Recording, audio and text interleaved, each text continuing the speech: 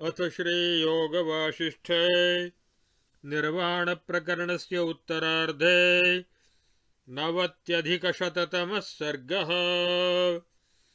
श्रीवसिष्ठ उवाच ज्ञानस्य ज्ञेयतापत्तिर्बन्ध इत्यभिधीयते तस्यैव ज्ञेयता शान्तिर्मोक्ष इत्यभिधीयते। श्रीराम उवाच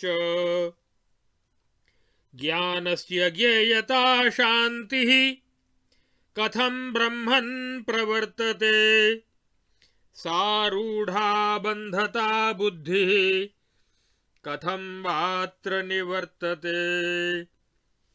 श्रीवसिष्ठ उवाच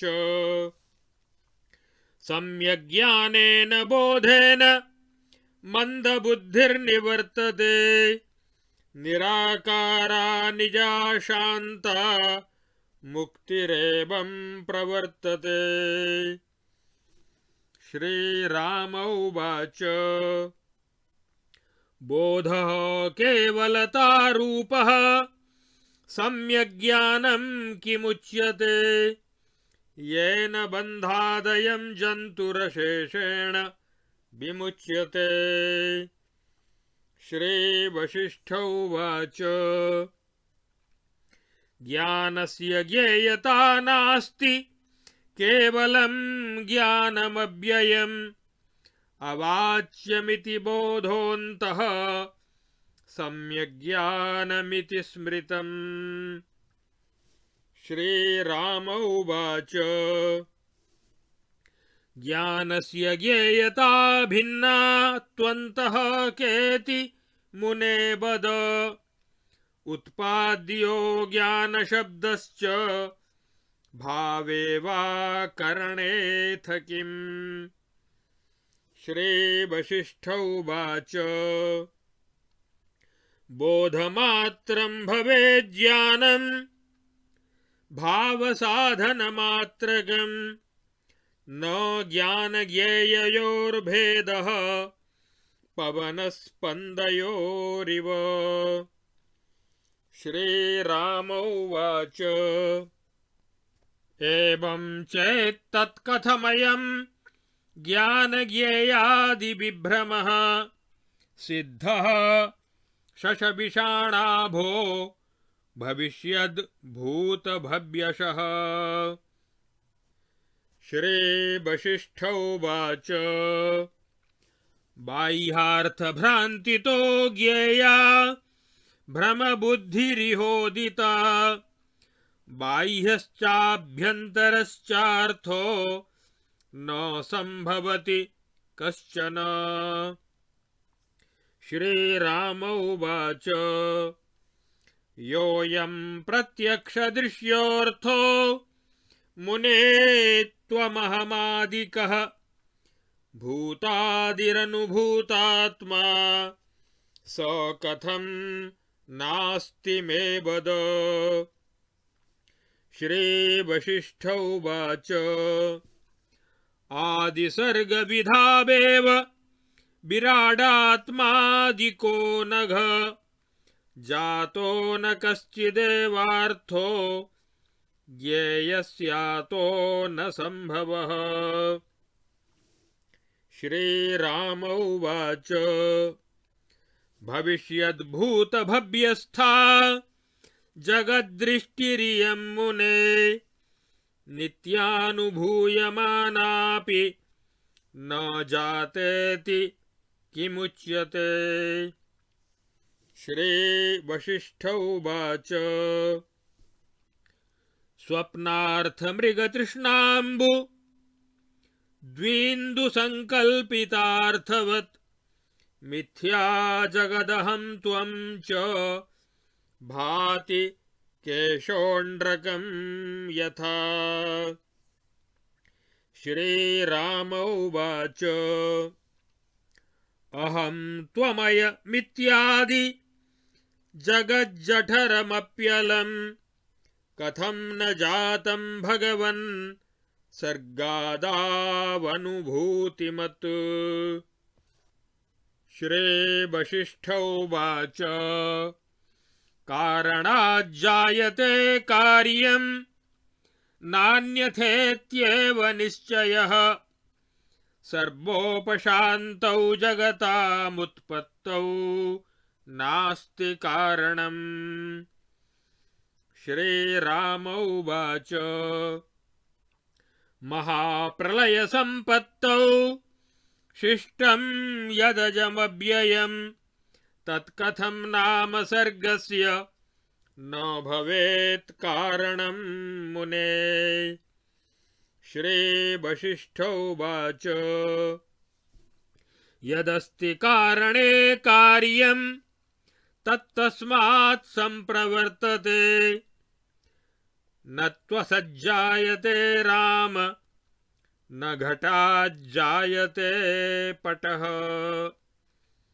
श्रीराम उवाच जगत्सूक्ष्मेण रूपेण महाप्रलय आगते आस्ते ब्रह्मणि तत्तस्मात् पुनरेव प्रवर्तते। श्रीवसिष्ठोवाच महाप्रलयपर्यन्ते केन सर्गास्तिता नघ अनुभूता महाबुद्धे तत्रस्था सा च कीदृशी। श्रीराम उवाच ज्ञप्त्यात्मिका श्रीस्तत्रस्था तादृशेरनुभूयते व्योमात्मिका तु न भवेन्न सत्तामसदेतिः। श्रीवसिष्ठोवाच एवं चेत्तन्महाबाहो ज्ञप्तिरेव जगत्त्रयं विशुद्धज्ञानदेहस्य कुतो मरणजन्मनि। श्रीराम उवाच तदेवमादितो नास्ति सर्गस्तदीयमागता कुतः कथमिव भ्रान्ति रीति मे भगवन् वद। श्रीवसिष्ठोवाच कार्यकारणता भावाद् भावाभावौस्त एव नो इदं च चेत्यते यद्यत् स्वात्मा चेतति चेतितम्। श्रीराम उवाच चेतिता चेतति यन्त्रं द्रष्टा दृश्यत्वमीश्वरः कथमेति कथं वह्निं दहेत् काष्ठं कदा किल। श्रीवसिष्ठोवाच द्रष्टा न याति दृश्यत्वं दृश्यस्यासंभवादतः द्रष्टैव केवलो भाति सर्वात्मैकघनाकृतिः। श्रीराम उवाच चिन्मात्रं तदनाद्यन्तं चेत्यं चेतयते तदा तदिदं जगदाभानं कुतः स्याच्चेत्यसंभवः। श्रीवसिष्ठोवाच चेत्यं हि कारणाभावान्न संभवति किंचन चेत्याभावाच्चेतनस्य मुक्तता वाच्यता सदा। श्रीराम उवाच एवं चेत्तदहंतादि चेत्यं कथमिदं कुतः कथं जगद्वेदनं च कथं स्पन्दादिवेदनम्। श्रीवसिष्ठोवाच कारणासंभवादादावेवोत्पन्नं न किंचन कुतश्चेत्यमतः शान्तं सर्वं सर्गस्तु बिभ्रमः। श्रीराम उवाच अत्र मे विगतोल्लेखे निश्चेत्यचलनादिके सकृद्विभाते विमले बिभ्रमः कस्य कीदृशः। श्रीवसिष्ठ उवाच कारणाभावतो राम नास्त्येव खलु विभ्रमः सर्वं त्वमहमित्यादि शान्तमेकमनामयम्। श्रीराम उवाच ब्रह्मन् भ्रममिवापन्नः प्रष्टुं जानामि नाधिकम् नात्यन्तं च प्रबुद्धोऽस्मि पृच्छामि किमिहाधुना। श्रीवसिष्ठ उवाच कारणस्यैव निकषं पृच्छ मा कारणक्षयात् परे स्वभावे निर्वाच्ये स्वयं विश्रान्तिमेष्यसि। श्रीराम उवाच मन्येऽहं कारणाभावात् पूर्वमेव न सर्गता उदिता तेन कस्यायं चेत्यचेतन बिभ्रमः। श्रीवसिष्ठ उवाच अकारणत्वात् सर्वत्र शान्तत्वात् भ्रान्तिरस्ति नो अनभ्यासवशादेव न विश्राम्यति केवलम्। श्रीराम उवाच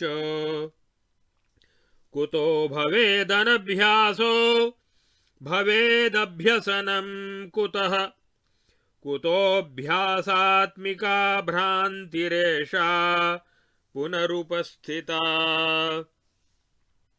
श्रीवसिष्ठ उवाच अनन्तत्वादनन्तस्य भ्रान्तिर्नास्ति च सम्प्रति अभ्यासभ्रान्तिरखिलं महाचिद्घनमक्षतम्।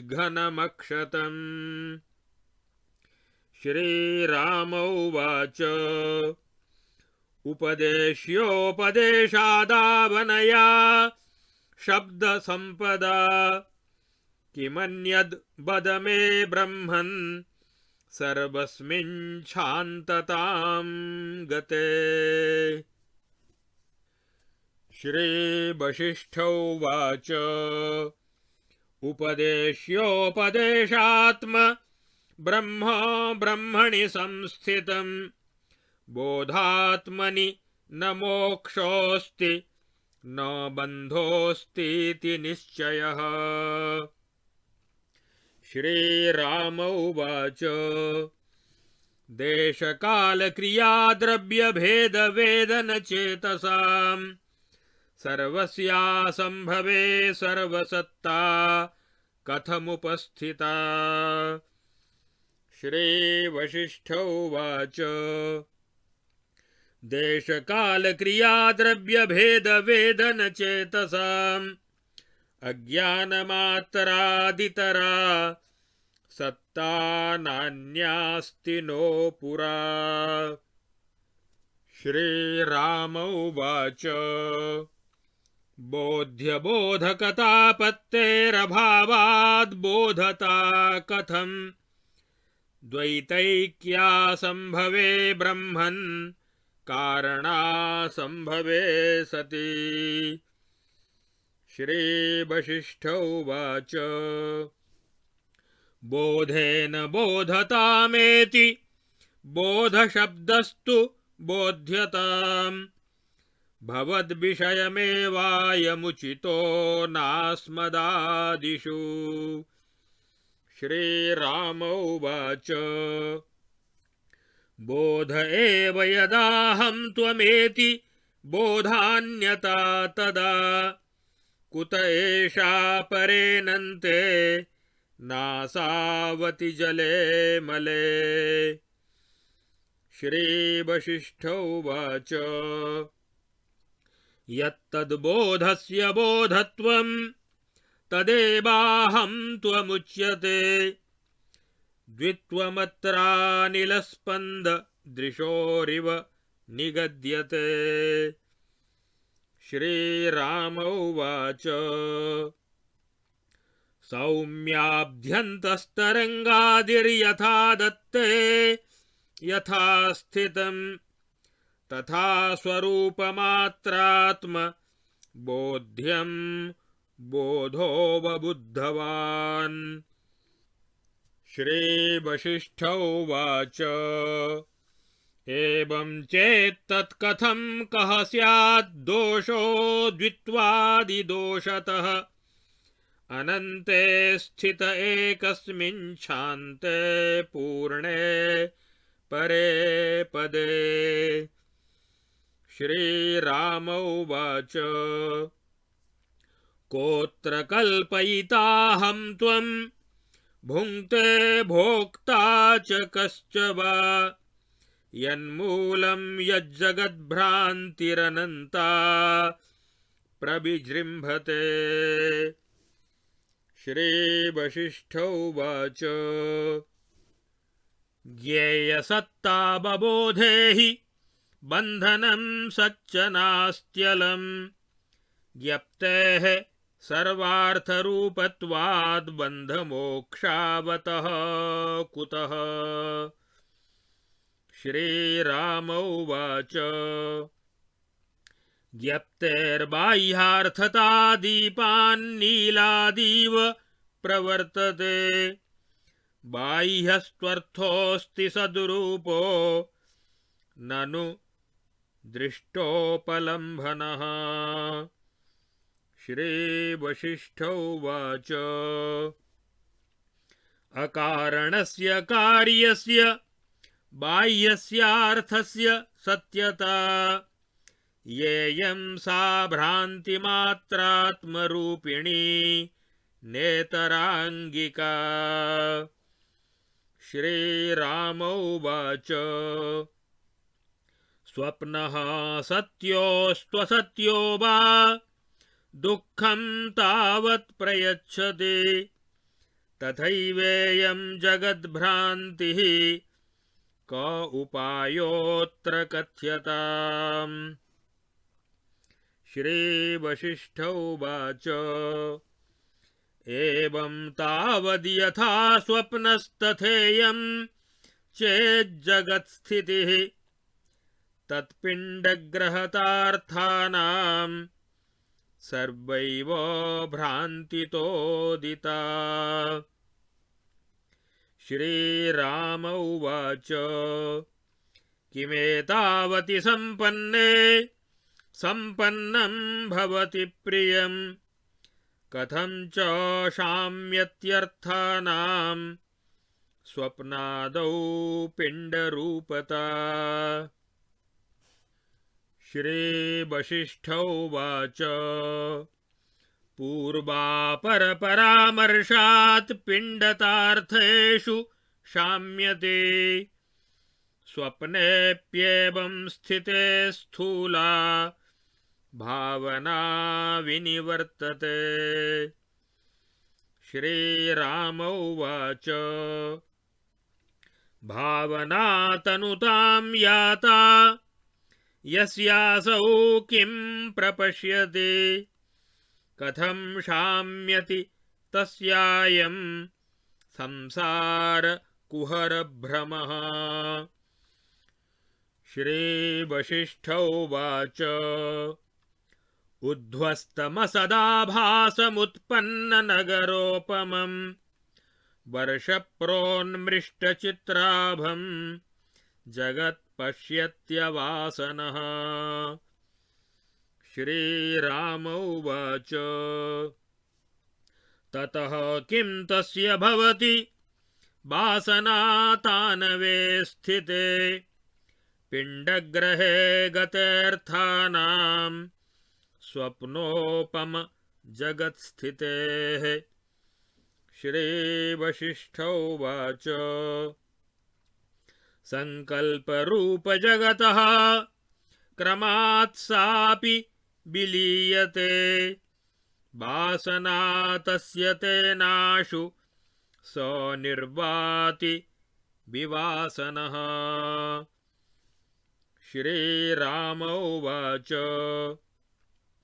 अनेकजन्मसम्रूढा शाखा प्रसवशालिनी भवबन्धकरी घोरा कथं शाम्यति वासना। श्रीवसिष्ठ उवाच यथा भूतार्थविज्ञानाद् भ्रान्तिमात्रात्मनि स्थिते पिण्डग्रहवियुक्तेऽस्मिन् दृश्यचक्रे क्रमात् क्षयः। श्रीराम उवाच पिण्डग्रहविमुक्तेऽस्मिन् दृश्यचक्रे क्रमान्मुने सम्पद्यते किमपरं कथं शान्तिः प्रजायते। श्रीवसिष्ठ उवाच पिण्डग्रहभ्रमे शान्ते चित्तमात्रात्मतां गते निरोधगौरवोन्मुक्ते जगत्यास्थोपशाम्यति। श्रीराम उवाच बालसङ्कल्परूपेऽस्मिन् स्थिते जगति भासुरे कथमास्थोपशमनं तादृग्दुःखाय किं नरः। श्रीवसिष्ठ उवाच संकल्पमात्रसम्पन्ने नष्टे दुःखं कथं भवेत् संकल्पचित्तमात्रं यत्तत्तावत् प्रविचार्यताम्। श्रीराम उवाच कीदृशं भगवंश्चित्तं कथं तत् प्रविचार्यते किं च सम्पद्यते ब्रूहि तस्मिन् सम्यग् विचारिते। श्रीवसिष्ठ उवाच चितश्चेत्योन्मुखत्वं यत्तच्चित्तमिति कथ्यते विचार एष एवास्य वासनानेन शाम्यति। श्रीराम उवाच कियन्नाम भवेद् ब्रह्मन् न चेत्योन्मुखता चितेः चित्तस्याचित्ततोदेति कथं निर्वाणकारिणी। श्रीवसिष्ठ उवाच चेत्यं न सम्भवत्येव चित् किं चेतयते कुतः चेत्यासम्भवतश्चित्तसत्ता नास्ति ततश्चिरम्। श्रीराम उवाच कथं न सम्भवत्येतच्चेत्यं यदनुभूयते अपन्नभश्चानुभवे क्रियते कथमीदृशः। श्रीवसिष्ठ उवाच यादृक्स्यादज्ञविषयं जगत्तस्य न सत्यता यादृक्च तज्ज्यविषयं तदनाख्यं यदद्वयम्। श्रीराम उवाच त्रिजगत्कीदृग्ज्ञानां कथं तस्य न सत्यता तज्ज्ञानां तु जगद्यादृक् तद्वक्तुं किं न युज्यते। श्रीवसिष्ठ उवाच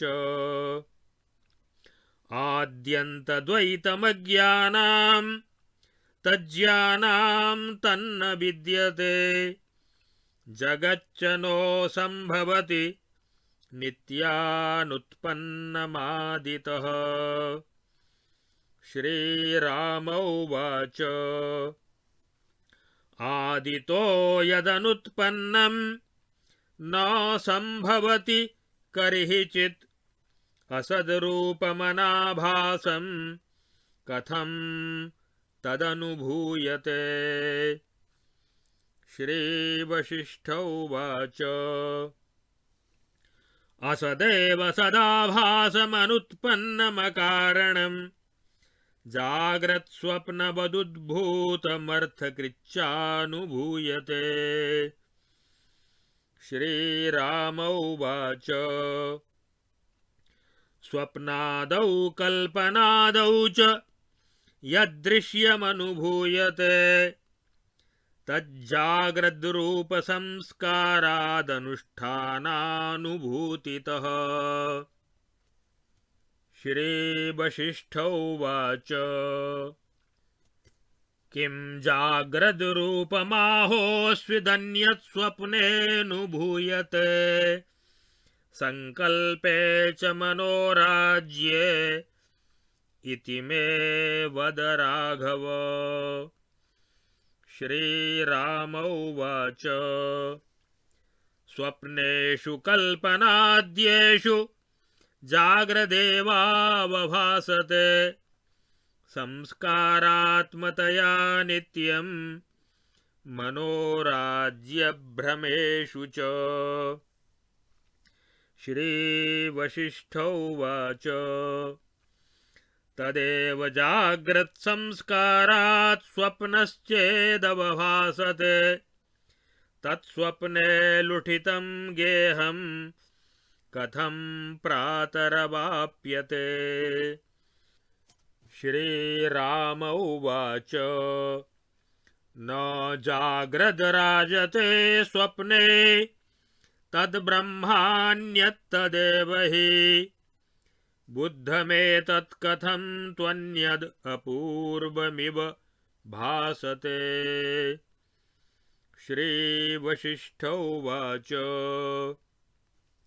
नानुभूतोऽनुभूतश्च चेतस्यर्थोऽवभासते सर्गाद्यन्तादिमध्येषु स्वभ्यस्तस्त्विति भासते। श्रीराम उवाच एवं स्वप्नात्मकं भाति जगदित्येव बुद्धवान् ग्रहवत् स्वप्नयक्षोऽयं कथं ब्रह्मंश्चिकित्स्यते। श्रीवसिष्ठ उवाच योऽयं संसरणस्वप्नः स किं कारणको भवेत् कार्यान्न कारणं भिन्न मिति दृष्टं विचारय। श्रीराम उवाच चित्तं स्वप्नोपलम्भानां हेतुस्तस्मात् तदेव ते विश्वं चाद्यन्तरहितो मनासारमनामयम्। श्रीवसिष्ठ उवाच एवं चित्तं महाबुद्धे महाचिद्घनमेव तत् तथा स्थितं न स्वप्नादि किञ्चनास्तीतरात्मकम्। श्रीराम उवाच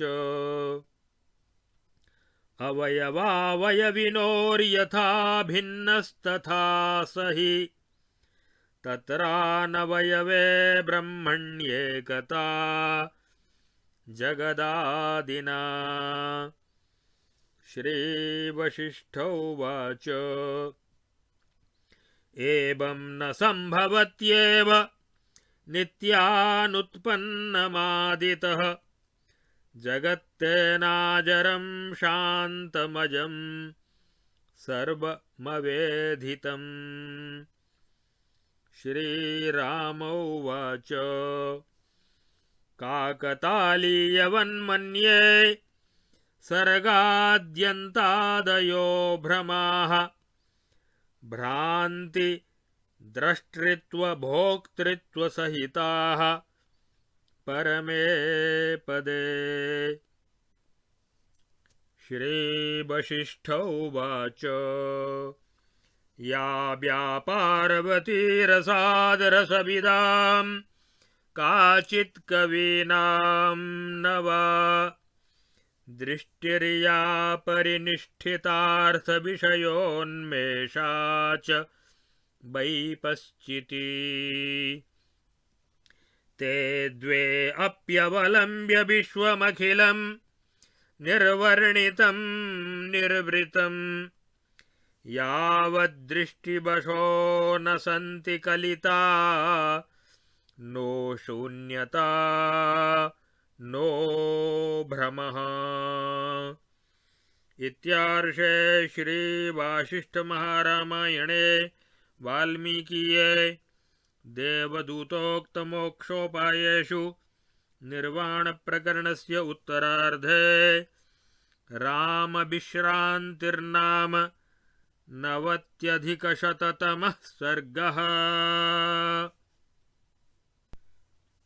अब आगे इस योग वासिष्ठ महारामायण के निर्वाण प्रकरण के उत्तरार्ध के 190वें सर्ग में श्री राम जी के द्वारा अनेक विविध प्रकार के प्रश्न किए गए हैं और श्री वशिष्ठ जी महाराज के द्वारा उनके उत्तर दिए गए हैं।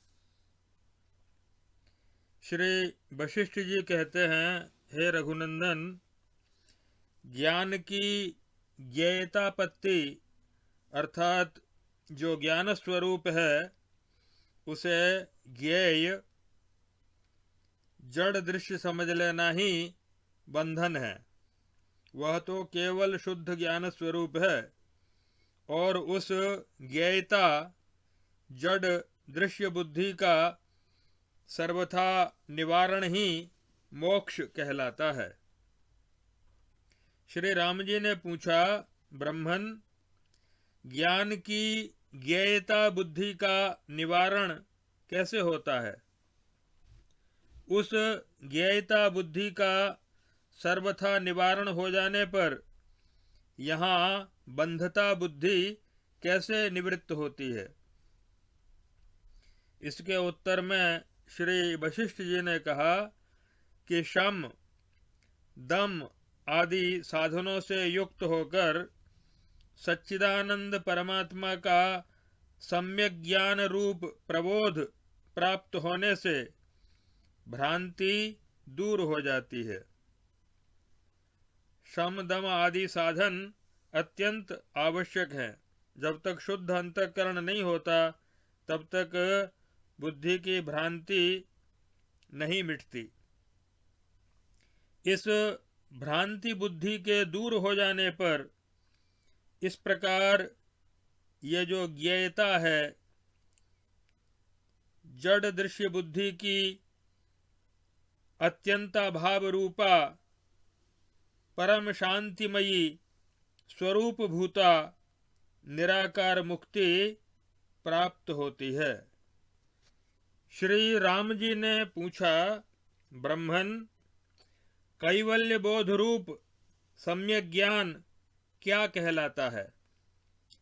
जिसकी पूर्ण रूप से प्राप्ति हो जाने पर यह जीव बंधन से छुटकारा पा जाता है। इसके उत्तर में श्री वशिष्ठ जी ने कहा, हे श्री राम, सबका अधिष्ठान भूत जो चिन्मात्र ज्ञान है वह त्रिकाल में भी ज्ञेय रूप नहीं हो सकता। वह केवल अव्यय ज्ञान अवर्णनीय है। इस प्रकार जो आंतरिक बोध है उसे सम्यक ज्ञान कहा गया है। श्री राम जी ने पूछा, ज्ञान स्वरूप चिन्मय परमात्मा के अंदर उससे भिन्न ज्ञेयता क्या है, यह आप मुझे बतलाइए। साथ ही इस बात पर भी प्रकाश डालिए कि ज्ञान शब्द की व्युत्पत्ति कैसे करनी चाहिए। अवबोधनार्थक ज्ञा धातु से भाव में ल्युट प्रत्यय करने पर ज्ञान शब्द बनता है, अथवा करण में प्रत्यय होने पर ज्ञान शब्द बनता है। ल्युट च ये पाणिनि का सूत्र है।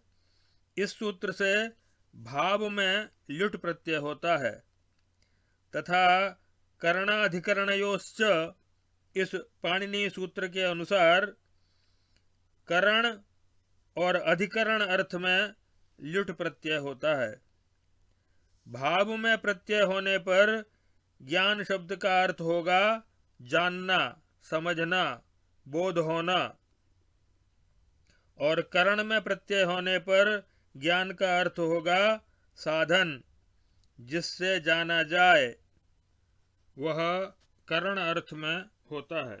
जैसा कि भगवद गीता में बताया है, अमानित्वमदम्बित्वम् अहिंसा क्षान्तिरार्जवम् आचार्योपासनं शौचं स्थैर्यमात्मविनिग्रह इन्द्रियार्थेषु वैराग्यमनहंकार एव च जन्म मृत्युजरा व्याधि दुःखदोषानुदर्शनम् असक्तिरनभिष्वङ्गः पुत्रदारगृहादिषु नित्यं च समचित्तत्वमिष्टान्निष्टोपपत्तिषु मयि चानन्ययोगेन भक्तिरभ्यविचारिणी विविक्तदेशसेवित्वमरतिर्जनसंसदि अध्यात्मज्ञाननित्यत्वं तत्त्वज्ञानार्थदर्शनम् एतज्ज्ञानमिति प्रोक्तम् अज्ञानम यदतोऽन्यथा। तो यहाँ पर कहा एतज्ज्ञानम इति प्रोक्तम, यह ज्ञान है। तो यहाँ पर करण अर्थ में ज्ञान शब्द का प्रयोग किया गया है। तो राम जी का प्रश्न है कि ज्ञा धातु से बनने वाला यह ज्ञान शब्द अवबोधनार्थक भाव में ल्युट प्रत्यय करने पर यह ज्ञान शब्द बनता है, अथवा करण में प्रत्यय करने पर ज्ञान शब्द बनता है। इस प्रश्न का उत्तर देते हुए श्री वशिष्ठ जी महाराज ने कहा कि हे रघुनंदन, बोध मात्र ही ज्ञान है, अतः यहाँ भाव साधन मात्र ज्ञान को ही ग्रहण किया गया है। अर्थात भाव में प्रत्यय करने से जो ज्ञान शब्द बनता है वही यहाँ पर अभीष्ट है। ज्ञान और ज्ञेय में कोई भेद नहीं है। जैसे पवन और पवन के झोंके में, पवन के स्पंदन में और वायु में जैसे कोई भेद नहीं होता, वायु और उसकी गतिशीलता में जैसे कोई भेद नहीं होता, वैसे ही यहाँ पर ज्ञान अर्थात शुद्ध अवबोध मात्र ही ग्रहण करना चाहिए। श्री राम जी ने पूछा, यदि ऐसी बात है तो यह ज्ञान और ज्ञेय आदि का जो भ्रम है, जो खरगोश के सींग की भांति मिथ्या ही है, तो फिर तीनों कालों में व्यवहार के योग्य कैसे सिद्ध हो सकता है। इसके उत्तर में श्री वशिष्ठ जी ने कहा कि बाह्य पदार्थों के भ्रम से ही यहाँ यह भ्रम बुद्धि उत्पन्न हुई है, ऐसा जानना चाहिए। वास्तव में किसी भी बाह्य अथवा आभ्यंतरिक पदार्थ का अस्तित्व संभव नहीं है। इसलिए ज्ञान और ज्ञेय आदि का भेद भ्रम मिथ्या ही है। स्वप्न काल में अथवा भ्रांति ज्ञान में सहस्रों असत पदार्थ व्यवहार में आते हैं। अतः वह ज्ञान और ज्ञेय आदि का भ्रम असत्य होने पर भी इसका अज्ञानियों के व्यवहार में आना असंभव नहीं है। स्वप्न काल में स्वप्न सत्य ही प्रतीत होता है, वैसे ही जागृत काल में जागृत सत्य प्रतीत होने लगता है। श्री राम जी ने पूछा, हे मुने, तुम, मैं आदि यह जो प्रत्यक्ष दृश्य पदार्थ हैं और जो भूत आदि रूप से अनुभव में आता है, क्या वह है ही नहीं? यह कैसे समझा जाए? कृपया मुझे यह सब समझाकर बताइए। श्री वशिष्ठ जी ने कहा, हे निष्पाप रघुनंदन, सृष्टि के आरंभ काल में विराट पुरुष ब्रह्मा आदि के रूप में कोई भी पदार्थ उत्पन्न ही नहीं हुआ। इसलिए किसी ज्ञेय अर्थात दृश्य वस्तु की सत्ता संभव ही नहीं है। श्री राम जी ने पूछा, हे मुने, भूत, भविष्य और वर्तमान काल में होने वाला जो यह जगत का दर्शन है, जिसका प्रतिदिन सबको अनुभव हो रहा है, इसके होते हुए भी आप यह कैसे कह सकते हैं कि यह जगत कभी उत्पन्न ही नहीं हुआ?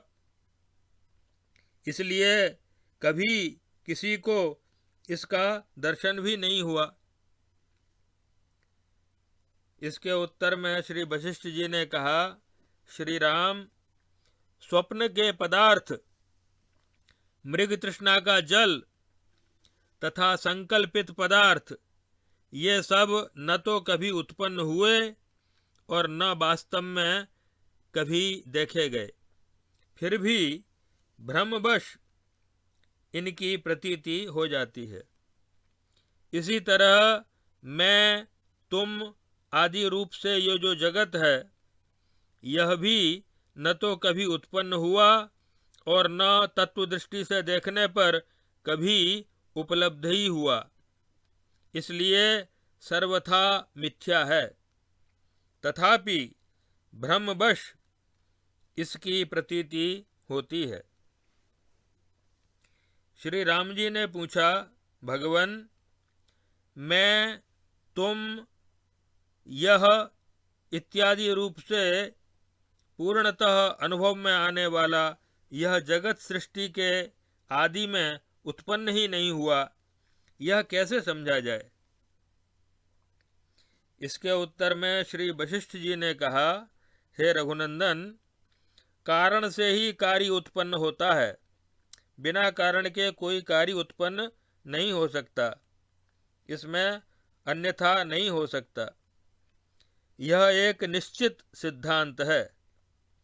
प्रलय काल में तीनों लोकों का जो पूर्णतः लय हो गया, तब पुनः इसकी उत्पत्ति के लिए कोई कारण ही नहीं रह गया था, और फिर कारण न होने से सृष्टि हुई ही नहीं, इसलिए जो कुछ दिखता है सब केवल मिथ्या प्रतीति मात्र है। श्री राम जी ने पूछा, मुने, महाप्रलय हो जाने पर जो अजन्मा अविनाशी परब्रह्म अवशिष्ट रह गया था, वही नूतन सृष्टि की उत्पत्ति का कारण कैसे नहीं हो सकता? इसके उत्तर में श्री वशिष्ठ जी ने कहा, हे श्री राम, कारण में जो कार्य की सतरूप से विद्यमानता है, कारण में जो कार्य सतरूप से विद्यमान है, वही उससे प्रकट होता है, और जो उसमें नहीं है ही नहीं, वह कैसे प्रकट हो सकता है? क्या कभी घट से पट की उत्पत्ति होती है? अर्थात कभी नहीं। श्री राम जी ने कहा कि महाप्रलय आने पर जगत सूक्ष्म रूप से ब्रह्म में रहता है और फिर वही सृष्टि के समय पुनः उससे प्रकट हो जाता है। ऐसा यदि मान लें तो क्या आपत्ति है। तब श्री वशिष्ठ जी बोले, हे परम बुद्धिमान निष्पाप रघुनंदन, महाप्रलय के अंत तक उस ब्रह्म में जगत की सत्ता का किसने अनुभव किया तथा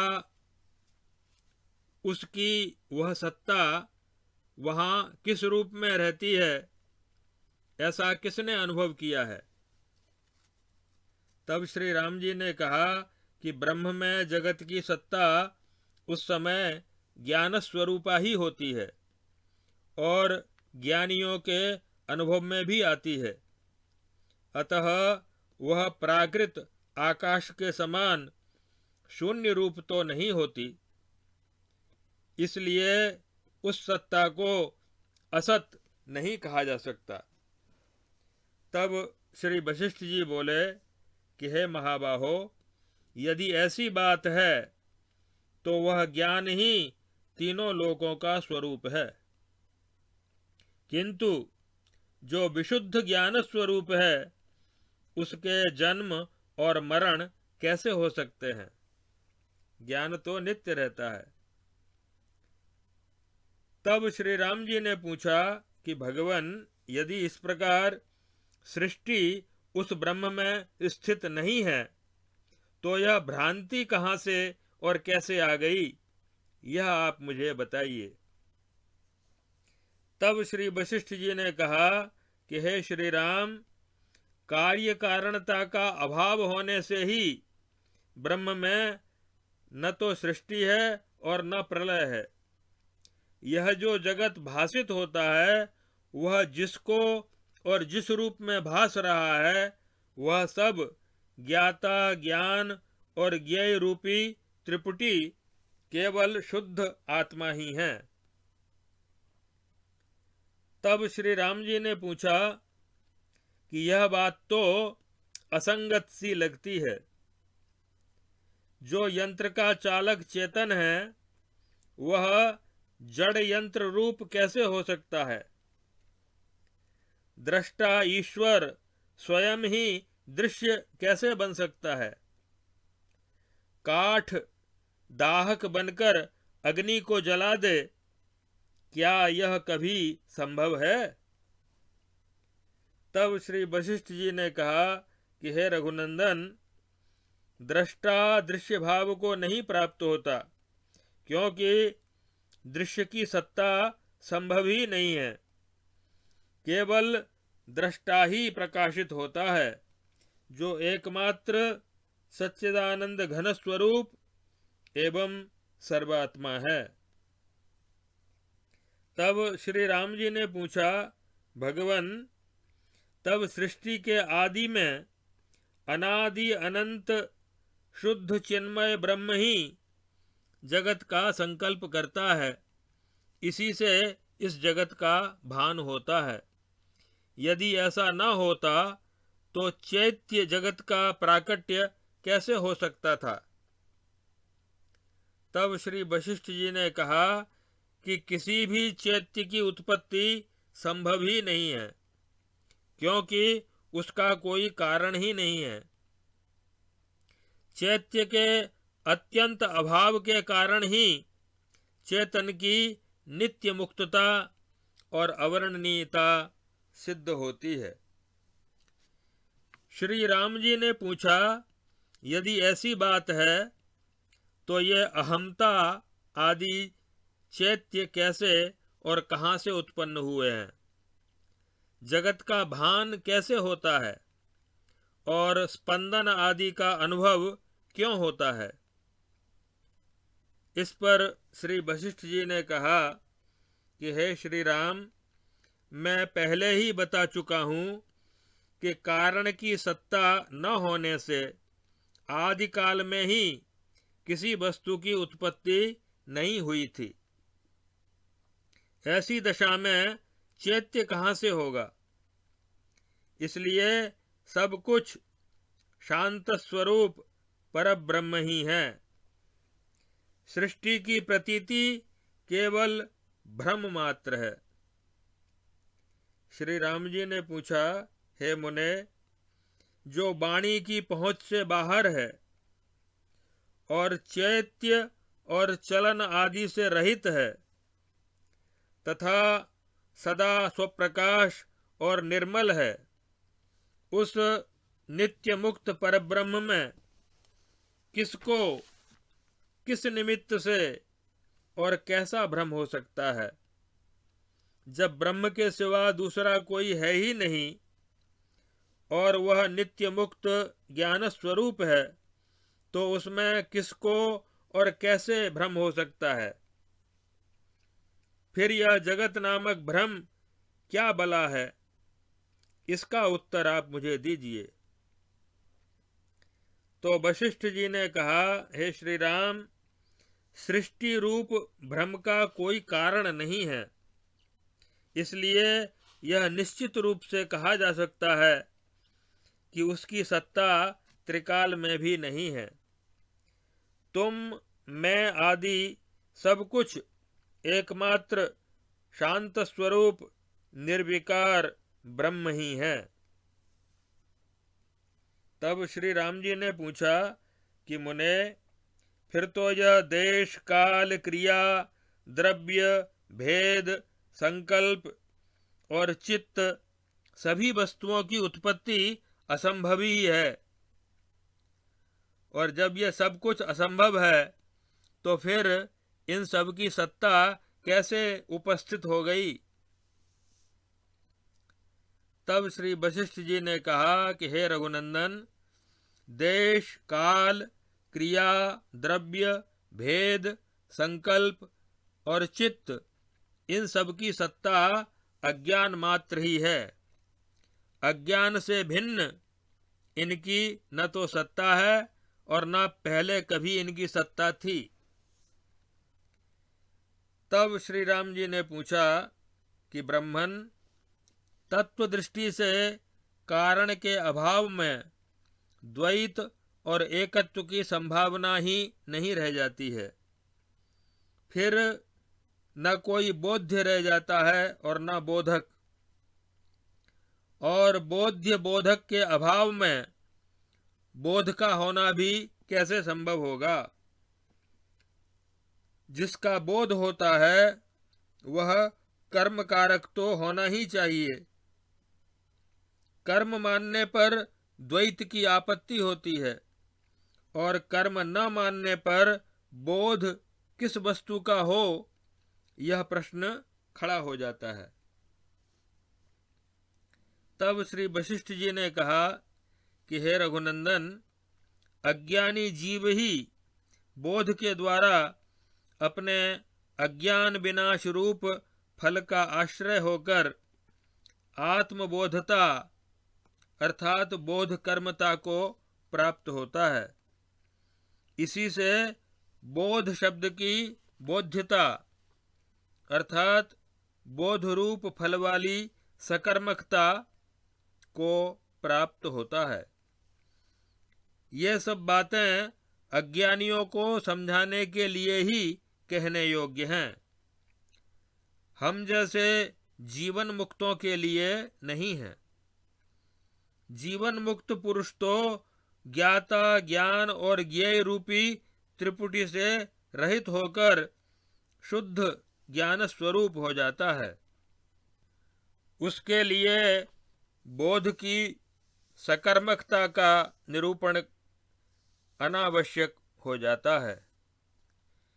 श्री राम जी ने पूछा, हे ब्रह्मन, मैं जीवन मुक्त हूँ ऐसा अनुभव होने से यह सिद्ध है कि बोध ही अहमता रूप परिणाम को प्राप्त होता है। यह बोध अहम भाव को प्राप्त हुआ तो यथार्थ बोध नहीं रह गया, उसमें भिन्नता आ गई। अनंत जल से भी बढ़कर निर्मल चिन्मय परमात्म स्वरूप आप जैसे जीवन मुक्त पुरुषों में यह बोध भिन्न अहमता कैसे संभव होती है, यह जरा समझा कर बताइए।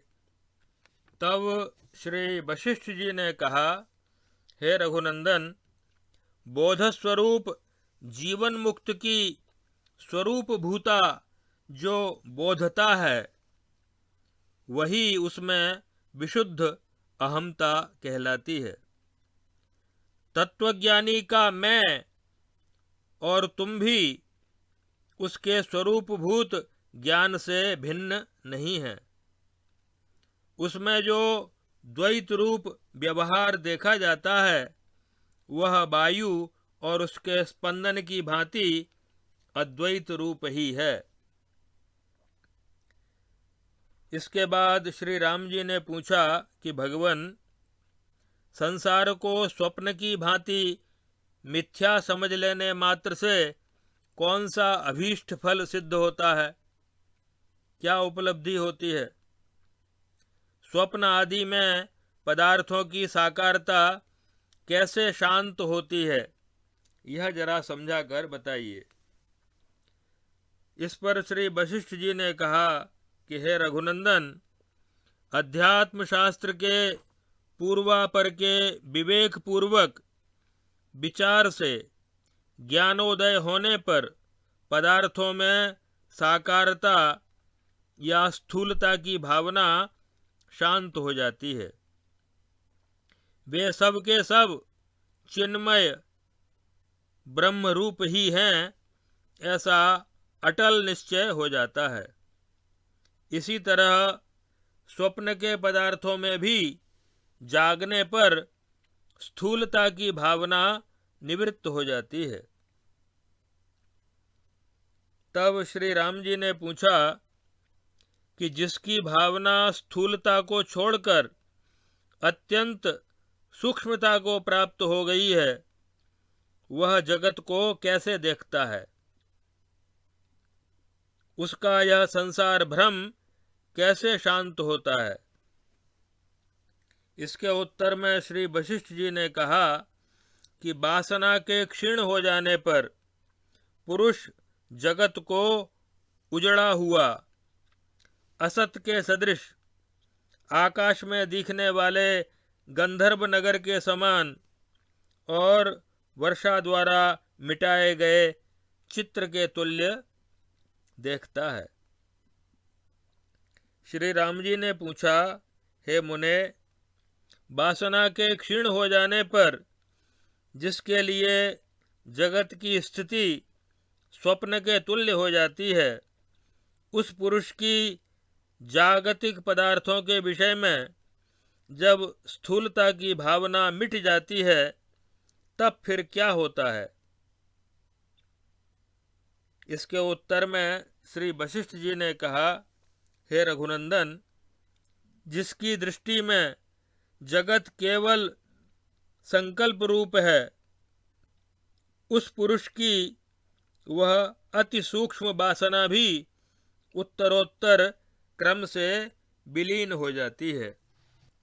इस तरह सर्वथा वासना शून्य होकर वह शीघ्र ही निर्वाण अर्थात मोक्ष को प्राप्त हो जाता है।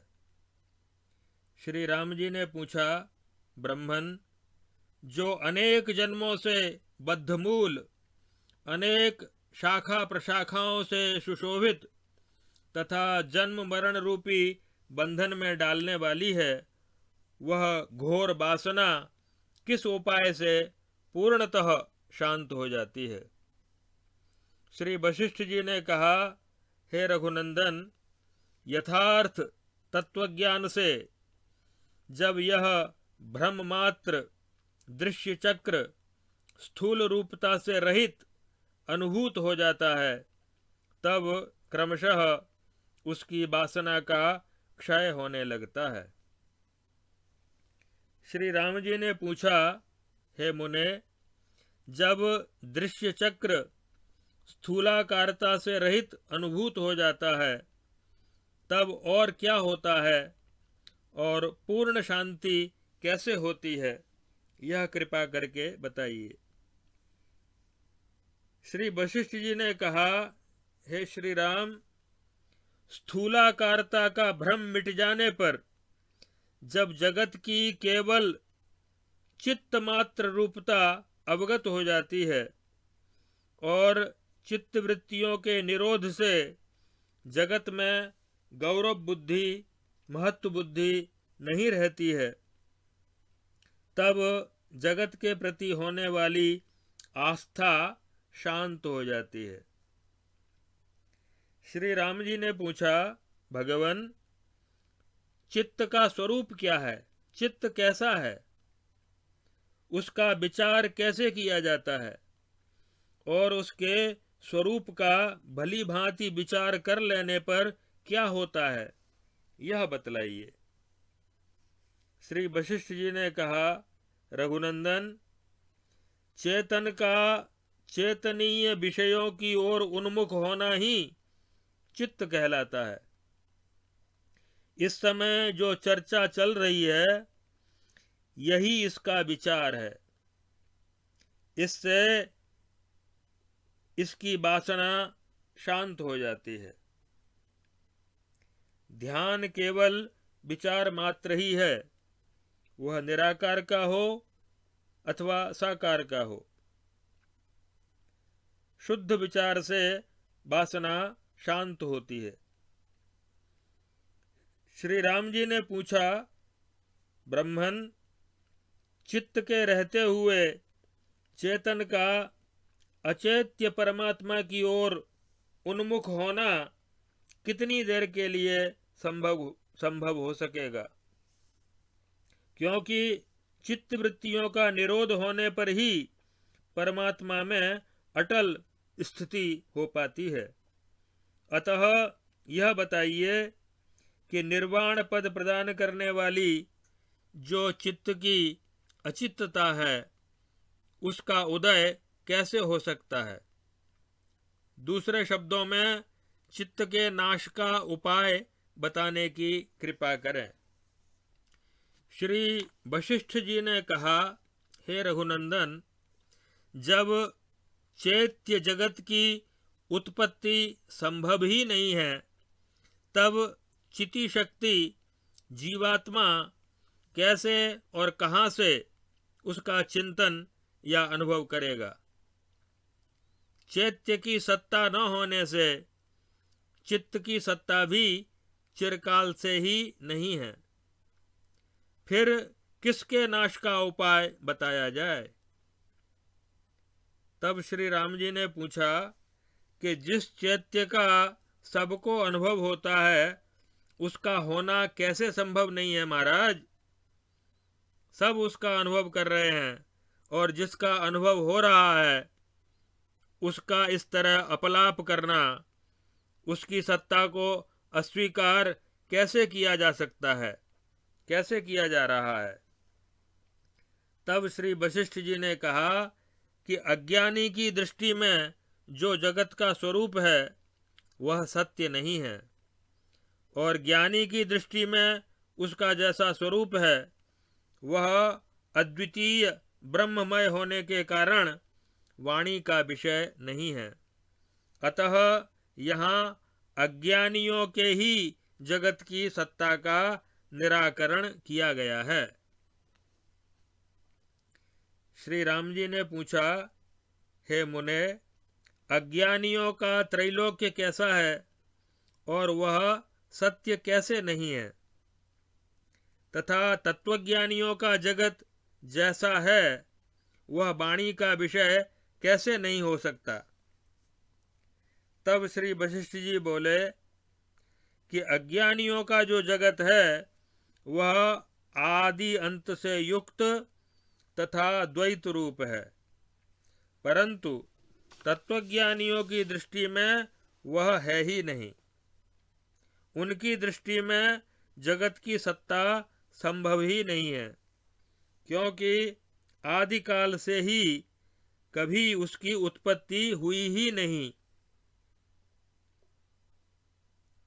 तब श्री राम जी ने पूछा, हे मुने, जो आदिकाल से उत्पन्न ही नहीं हुआ उसकी सत्ता कभी संभव नहीं है। वह असद रूप और आभास शून्य है। यदि जगत का भी यही स्वरूप है तो उसका अनुभव कैसे हो रहा है? तब श्री वशिष्ठ जी महाराज ने कहा कि हे रघुनंदन, जागृत जगत स्वप्न जगत के समान असत होता हुआ ही सत के तुल्य प्रतीत हो रहा है। इसकी कभी उत्पत्ति नहीं हुई, क्योंकि उत्पत्ति का कोई कारण नहीं है। यह स्वप्न के तुल्य प्रकट होकर अर्थ क्रियाकारी भी प्रतीत होता है। श्री राम जी ने पूछा, भगवन, स्वप्न आदि में और संकल्प एवं मनोरथ आदि में जो दृश्य का अनुभव होता है वह जागृत व्यवहार के अनुभव से उत्पन्न जागृत रूप संस्कार से होता है, किंतु यह जागृत किसके अनुभव में आता है? तब श्री वशिष्ठ जी ने कहा, हे श्री राम, यदि जागृत के संस्कार से ही स्वप्न का भान होता है तो सपने में गिरा हुआ अपना घर कैसे प्रातः काल में जागने पर सुरक्षित रूप से उपलब्ध होता है? तब श्री राम जी बोले, भगवन, जागृत पदार्थ का स्वप्न में भान नहीं होता, किंतु अन्य पदार्थ ही स्वप्न में भासित होता है, और वह अन्य पदार्थ ब्रह्म ही है। यह बात मेरी समझ में आ गई। अब केवल इतना ही पूछना शेष है कि वह अन्य पदार्थ रूप ब्रह्म अपूर्व जगत के रूप में कैसे भासित होता है? तब श्री वशिष्ठ जी महाराज ने कहा कि हे रघुनंदन, सब कुछ अपूर्व सा ही भासित होता हो ऐसा नियम नहीं है। कोई पदार्थ जिसका पहले अनुभव नहीं हुआ है चित्त में अपूर्व सा प्रतीत होता है, और कोई जिसका पहले अनुभव हो चुका है अपूर्व नहीं प्रतीत होता है। वह अनुभव सृष्टि के आदि, अंत और मध्य में किए हुए अभ्यास के अनुसार ही भासित होता है। श्री राम जी ने पूछा, ब्रह्मन, इस तरह आपके उपदेश से यह बात तो समझ में आ गई कि जागृत जगत भी स्वप्न के समान ही है, किंतु यह स्वप्न तुल्य प्रतीत होने वाला जगत रूपी यक्ष भी क्रूर ग्रह की भांति कष्ट देता है। अतः किस प्रकार इस रोग की चिकित्सा की जाए? तब श्री वशिष्ठ जी महाराज ने कहा कि हे रघुनंदन, यह जो संसार रूपी स्वप्न है इसका क्या कारण हो सकता है? कार्य से कारण भिन्न नहीं है, यह बात सर्वत्र देखी गई है। इस प्रकार इस विषय में विचार करो। तब श्री राम जी बोले कि स्वप्न की उपलब्धि का कारण है चित्त, इसलिए स्वप्न जगत चित्त रूप ही है। इसी प्रकार आपके विचार से यह जागृत जगत भी आदि अंत से रहित और असार है और चित्त रूप ही है। इस निश्चय से जगत रूपी रोग की चिकित्सा स्वतः सिद्ध है। तब श्री वशिष्ठ जी महाराज ने कहा कि हे महामते, मैं कह चुका हूँ कि चेतन का चैत्य की ओर उन्मुख होना ही चित्त है। इस दृष्टि से चित्त महान चैतन्य घन ही है, वही जगत के आकार में स्थित है। अतः सिद्ध हुआ कि स्वप्न, जागृत आदि कुछ भी चिन्मय ब्रह्म से भिन्न नहीं है, क्योंकि आदिकाल से ही यह जगत कभी उत्पन्न ही नहीं हुआ है। इसलिए यह सारा दृश्यमान प्रपंच अजर अमर शांत अजन्मा एवं अखंड सच्चिदानंद घन ब्रह्म ही है। श्री रामचंद्र जी बोले, भगवान, आपके इस सदुपदेश से मैं यह मानता हूँ कि जीवात्मा को भ्रांति के कारण दृष्टापन और भोक्तापन के साथ सृष्टि के जन्म नाश आदि सारे भ्रम इस परम पद स्वरूप परब्रह्म में ही प्रतीत हो रहे हैं। श्री वशिष्ठ जी ने कहा, हे राघवेंद्र, जो रस से भी रस तत्व के ज्ञाता हैं, अर्थात जो सार को जानते हैं, सार से भी सार वस्तु को मथकर निकालने और जानने में समर्थ हैं, ऐसे विद्वानों की विचार व्यापार से युक्त जो कोई नवीन दृष्टि है वह पहली है, तथा समस्त विचारों और शास्त्र के श्रवण मनन निधिध्यासन के परिपाक से परिनिष्ठित जो परम तत्व रूपी अर्थ है, उसका अपरोक्ष अनुभव कराने वाली जो तत्वज्ञानी जीवन मुक्त महात्माओं की दृष्टि है वह दूसरी है।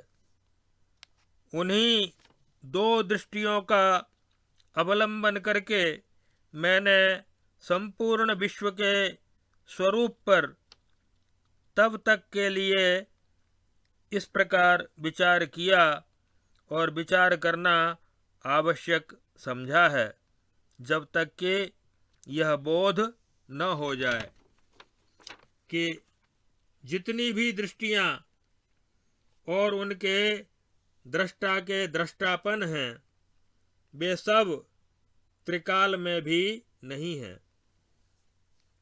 सारा जगत असत है, शून्य है, उसकी प्रतीति भ्रम मात्र है। वस्तुतः तो न कोई शून्यता है न भ्रम ही है। नित्य निरंतर सर्वत्र एकमात्र अपरोक्ष परमानंद स्वरूप परब्रह्म ही सर्वत्र सदा विराजमान है। भगवान वेदव्यास ने भी श्रीमद् भागवत पुराण में श्री भगवान के द्वारा कहलवाया है कि बद्धो मुक्त इति व्याख्या गुणतो में न वस्तुतः गुणस्य माया मूलत्वान्न मे मोक्षो न बंधनम शोकमोहौ सुखम दुःखम देहापत्तिश्च मायया स्वप्नो यथात्मनः ख्यातिः संश्रुतिर्न तु वास्तवी। और श्रीमद् भगवद गीता के 13वें अध्याय में भी भगवान कहते हैं, येयं यत्तत् प्रवक्ष्यामि यज्ञात्वामृतमश्नुते अनादिमत् परं ब्रह्म न सत्तन्नासदुच्यते।